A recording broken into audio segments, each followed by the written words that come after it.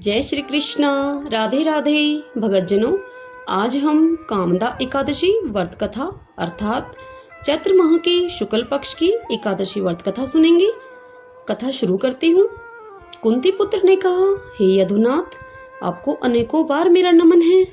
अब मैं आपसे चैत्र माह के शुक्ल पक्ष की एकादशी के वर्णन के लिए विनती करता हूँ। कृष्ण भगवान ने कहा, हे नरेश, मैं तुम्हें वह प्राचीन कथा कहता हूँ जो एक बार राजा दिलीप ने महर्षि वशिष्ठ जी से सुनी थी। राजा दिलीप ने पूछा, हे ऋषिराज वशिष्ठ जी, इस चैत्र माह की शुक्ल पक्ष की एकादशी का क्या नाम है? कौन इसके देव हैं और क्या इसकी विधि है? वह सब आप मुझे विस्तार पूर्वक बतलाइए। इस पर वशिष्ठ जी ने कहा, हे राजन, इस एकादशी को कामदा एकादशी कहते हैं।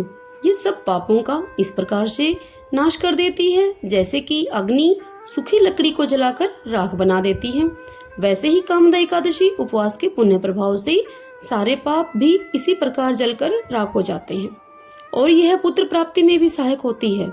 प्राणी निमन योनि से छुटकारा पाकर अंत में परम धाम अर्थात मोक्ष को पाता है। अब मैं तुम्हें इसका महात्म्य बतलाता हूँ। मन को वश में करके यह कथा सुनो। पुरातन काल में एक नगर जिसका नाम भोगीपुर था, वहां पर अनेक ऐश्वर्यों से युक्त महाराजा पुंडरीक का शासन था। उस नगर में अनेकों अप्सराएं, गंधर्व और किन्नर भी रहते थे। वह नगर संपूर्ण ऐश्वर्यों से युक्त तथा धन धान्य से परिपूर्ण था। उसी नगरी में ललिता तथा ललित नाम के दो गंधर्व पति पत्नी भी रहते थे जो एक दूसरे को बहुत प्यार करते थे। उन्हें वियोग बिल्कुल भी पसंद नहीं था। वियोग होने पर वे बहुत व्याकुल हो जाते थे। वे दोनों बहुत ही आलीशान और संपूर्ण वैभवों से युक्त भवन में रहा करते थे। एक दिन राजा पुंडरीक की राज्यसभा में गंधर्वों के द्वारा गायन और वादन हो रहा था। वहां पर ललित गंधर्व भी गायन और वादन कर रहे थे। किसी कारणवश उसकी प्रियतमा ललिता वहां पर नहीं थी। उसके वियोग में ललित गंधर्व अशुद्ध गायन कर रहा था तो अन्य गंधर्वों ने नरेश पुंडरीक से ललित की शिकायत कर दी। इस बात पर पुंडरीक नरेश अति शुभ अर्थात क्रोधित हुआ। उसने भी ललित की त्रुटि को देखा तो उसने अत्यंत ही कुपित होकर उसे श्राप दिया कि तू अपनी पत्नी के वियोग में मेरी सभा में अशुद्ध गायन कर रहा है, अतः तू मानव भक्षी व कच्चा मांस खाने वाला राक्षस बन जा। तू महानीच है, तू अब अपने दुष्कर्मों का फल भोग जाकर। ऋषि के श्राप से ललित गंधर्व उसी समय अति भयंकर व भयानक मुख वाला राक्षस बन गया। उसके नेत्र सूर्य चंद्रमा की तरह विशाल हो गए। मुख से आग बरसने लगी। नाक पर्वत की कंदरा के समान विकृत व लंबी हो गई। गर्दन पहाड़ के जैसी हो गई। सर के बाल पर्वत पर उगने वाले वृक्षों के समान लंबे हो गए। भुजाएं उसकी 2-2 योजन लंबी हो गई। उसकी देह 8 योजन ऊंची हो गई। वह एक विकराल आकृति वाला राक्षस बन गया। अब वह दुखी होकर कर्म के अनुसार फल भोगने लगा। उसकी पत्नी ललिता भी अपने पति का यह हाल देखकर बहुत दुखी हुई और विचार मगन होकर अपने पति का इस हाल से अर्थात इस रूप से उद्धार करने के बारे में सोचने लगी कि मैं कहाँ जाऊं और क्या करूं, किस प्रकार अपने पति को इस राक्षस योनि से मुक्ति दिलाऊं। राक्षस रूपी ललित भी वन वन घूमकर जीव हत्या करता था और इस प्रकार वह पाप कर्म करता हुआ वन वन में घूमने लगा। उसकी पत्नी भी उसके साथ साथ रहने लगी।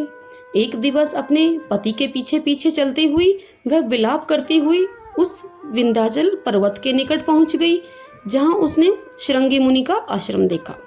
वह आश्रम में शृंगी मुनि के पास जाकर उनको प्रणाम करके उनसे अपने पति का सारा हाल बताकर पति के उद्धार के लिए अनुनय विनय करने लगी। उसे देखकर शृंगी मुनि बोले कि हे शुभगे, तुम कौन हो और यहाँ किस लिए आई हो? ललिता ने शृंगी मुनि को बतलाया कि वह वीर धनवा नामक गंधर्व की पुत्री ललिता है। उसका पति महाराज पुंडरीक के श्रापवश एक भयानक राक्षस बन गया है। यही उसके दुख का कारण है। अतः अब आप मुझे मेरे पति की राक्षस योनि से मुक्ति का श्रेष्ठ उपाय बतलाइए। तब ऋषिराज बोले, हे गंधर्व पुत्री ललिता, अब चैत्र मास की शुक्ल पक्ष की एकादशी कामदा एकादशी है। वह अति शीघ्र ही आने वाली है। उसके उपवास करने से मनुष्य के समस्त कार्य शीघ्र ही सिद्ध हो जाते हैं। यदि तू उसके उपवास के पुण्य को अपने पति को दे देगी तो उपवास के पुण्य से तेरा पति राक्षस योनि से मुक्ति पाकर अपने वास्तविक रूप को प्राप्त करेगा और राजा के द्वारा दिया गया श्राप भी समाप्त हो जाएगा। मुनि के आदेश के अनुसार ललिता ने प्रसन्नता पूर्वक कामदा एकादशी उपवास को नियम व विधि से पूर्ण किया। द्वादशी के दिन विद्वान ब्राह्मणों की उपस्थिति में उसने एकादशी के उपवास का पुण्य अपने पति को दे दिया और भगवान से प्रार्थना करके कहने लगी कि हे प्रभु, मैंने जो ये है उपवास किया है इसका संपूर्ण फल मेरे पति को मिले, जिससे कि उनको राक्षस योनि से मुक्ति मिले और वह शीघ्र ही अपने वास्तविक रूप में आ जाएं।